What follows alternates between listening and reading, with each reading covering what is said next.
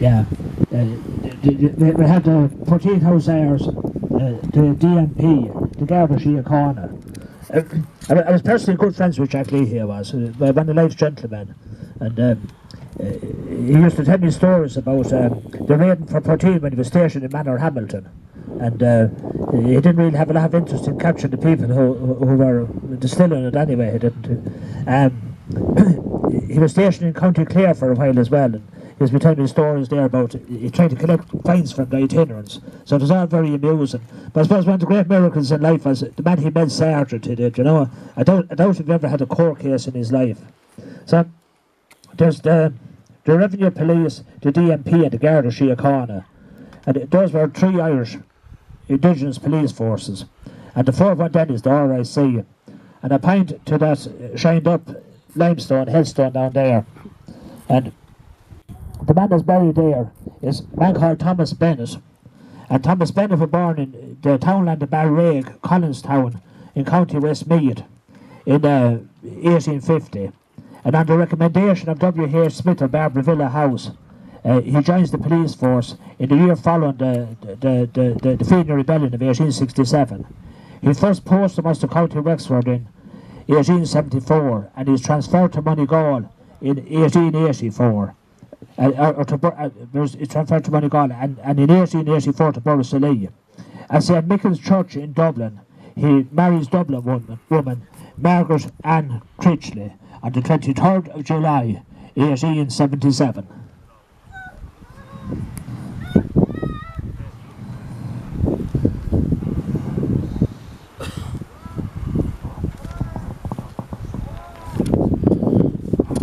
Summer of 1949, a woman enters this graveyard, and at this grave here is a basket of artificial flowers.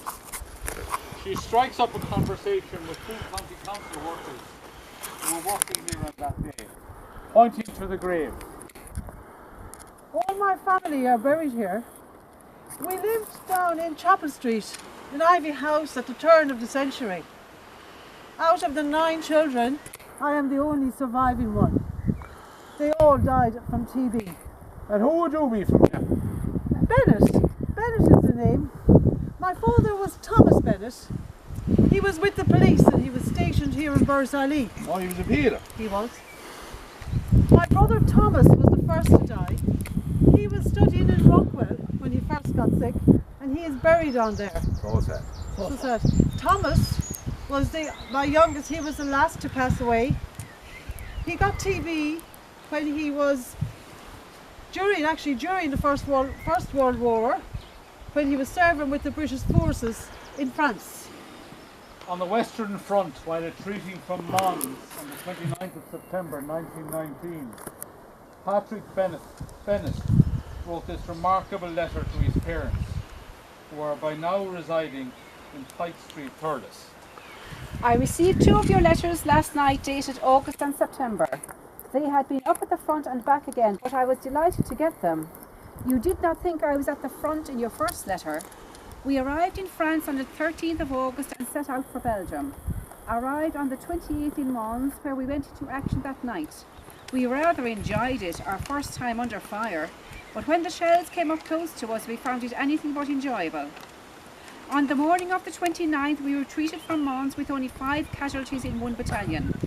We took up position and dug trenches. As we were covering the main body's retreat, several Irish regiments passed us. I knew several of them: Dwyer from the Quarry, Connors from the Pike, and Corporal Higgins from Templemore. Their regiment had lost heavily, including Hanrahan and several others. When the lot had passed, we then retreated without any casualties, although their shells fell very near us. We were then in full retreat, but it was part of our scheme, although I am sure the people at home thought differently. Our second time in the firing line was quite different. We were rear guard and had to keep the Germans back at all costs. They came on with no one between the Germans and the 4th Guards Brigade. They signalled their appearance by sending messages in the shape of Mulder's shells. Our commanding officer, Colonel Morris, sent back word that we were taking them on. We got into grips with them in a wood. We fought for 3 hours and were as close as 100 yards to them. I'm sure you couldn't help having a shot at them, and I accounted for a few myself. The Irish boys were very cool when the shots were flying around us. Sure, they were calmly picking blackberries. We eventually forced the enemy to retire, although there was much superior force. But unfortunately, our losses were severe. 200 or more, including 10 officers.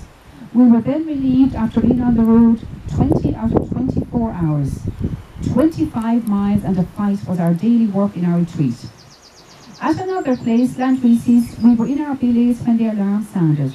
We all turned out and the Coldstream Guards took up position on the main roads of this town, while we barricaded other parts of the town, and there was fierce fighting where the Coldstream Guards were. This went on for about 2 hours when we relieved them. It was with curious feelings that I marched up to where the fighting was to take place. Dead men lying on each side of the road, and not knowing the minute that I would be a corpse. But we stopped there for an hour and fired a few shots. The Germans had retired some distance, leaving 800 dead and wounded. We cleared out of the village rather in a hurry. 3 hours later, there was not a house left standing in that town, which when we entered it was full of life. We still continued to retreat with Von Kluck before us. We brought him to within 40 miles of Paris when we took our turn to advance. On our first day's advance, we captured 18 large guns, but lost a few men, including 2 of my very best chums. And from that time, we were still advancing. We captured several rear guards of Germans, capturing guns and prisoners. We had several bayonet charges. It was the quickest visit I ever experienced, touring France and Belgium in 14 days. There is a lot more, but I cannot express it all in writing. I will tell you all when it is over. So you are growing stuff for the wounded. I assure you they will be relished. I am inquiring about the Birmingham and Carroll from a chap who has come back from the front later than I have, and he said they were all right. I have not heard from you since I was in hospital, but I was very lucky to get one at all. Well, I hope that you are both in splendid health. I am great myself, thank God, so don't worry about me. Best love to all my friends. Excuse my writing as I am doing it on my cap. Goodbye now, with love to my loved ones, from your ever-loving son, Pat. Hold on. Noreen.